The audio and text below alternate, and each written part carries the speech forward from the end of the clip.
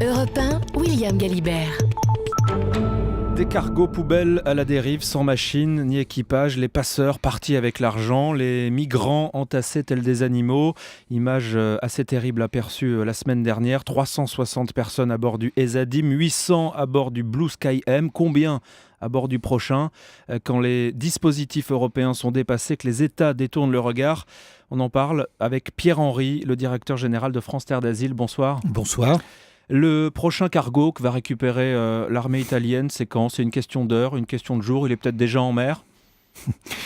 Évidemment, vous posez un vrai problème face aux politiques chaotiques de l'Union européenne et face surtout à ce drame terrible, la plus grande catastrophe humanitaire de ces dernières décennies qui se déroule en Syrie. 3,5 millions de réfugiés hors des frontières de la Syrie, la plupart au Liban, en Jordanie, en Turquie, et qui n'ont aucune perspective de retour ni aucune perspective d'installation dans ces pays. Et donc, dans ces conditions, il est compréhensible, mais pas admissible, que des gens montent à bord de bateaux, paient des sommes considérables à des trafiquants d'êtres humains et risquent leur vie pour venir en Europe. Et ceci d'autant plus qu'il n'y a pas de voie de migration légale aujourd'hui, non pas pour les migrants clandestins comme vous les avez appelés tout à l'heure, mais pour des réfugiés,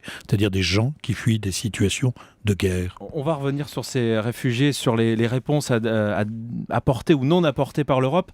Mais d'abord, l'attitude de ces passeurs qui a atteint un niveau d'abjection assez inégalé, inégalable. Maintenant, ils n'hésitent plus à abandonner le navire, à en entasser le maximum et à partir comme des voleurs. Oui, enfin, c'est pas une nouveauté. C'est pas une nouveauté. Vous savez, en 2001, au large des côtes françaises, il y a eu un cargo, l'Est-Sea, qui s'est échoué avec près de 900 personnes, des Kurdes, qui venaient d'Irak, de Syrie déjà, et selon le même procédé. Donc voilà, mais que voulez-vous, quand il devient plus intéressant financièrement et moins coûteux pénalement de faire du trafic d'êtres humains que de se livrer à d'autres trafics, c'est relativement logique. Et une des pistes, évidemment, est de changer la législation et de la durcir vis-à-vis de ces trafiquants abjects. Pierre-Henry, vous avez fait une distinction essentielle, bien préciser qu'il s'agit de réfugiés auxquels on a affaire. Que font les pays européens, à part réduire ces derniers mois les moyens de surveillance au large des côtes européennes ? C'est tout le problème.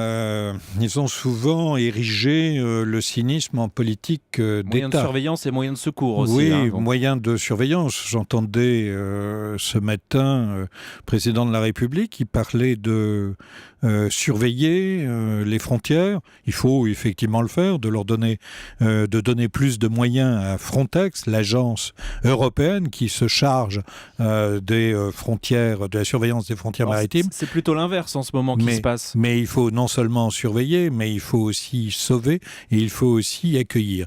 Je vous rappelle que nous avons en Europe des outils normalement qui nous permettent d'accueillir. Il suffit simplement de les utiliser.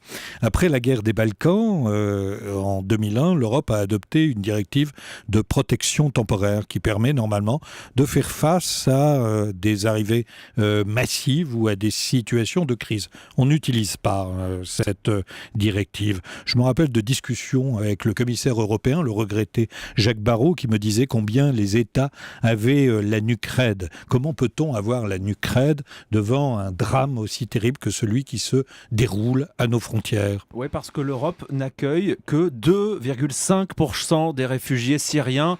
Et Dieu sait que des pays en accueillent beaucoup plus. Le Liban et la Turquie sont totalement submergés en ce moment par ces réfugiés.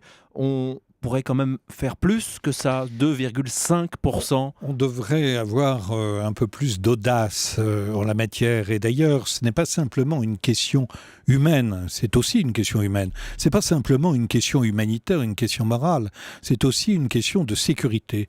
Que va-t-on faire quand le Liban, pays de 4 millions d'habitants, ne pourra plus accueillir de réfugiés syriens? D'ailleurs, aujourd'hui, le Liban vient d'apposer des visas aux réfugiés syriens. Que fera-t-on demain quand la Turquie dira assez? Elle accueille aujourd'hui 1 700 000 réfugiés syriens. C'est une bombe à retardement là, qui se prépare pour tous les pays européens? Eh bien sûr, si on ne trouve pas de politique de sortie d'une sortie de crise politique à la situation syrienne, et elle ne se dessine pas, et si on n'apporte pas parallèlement de réponse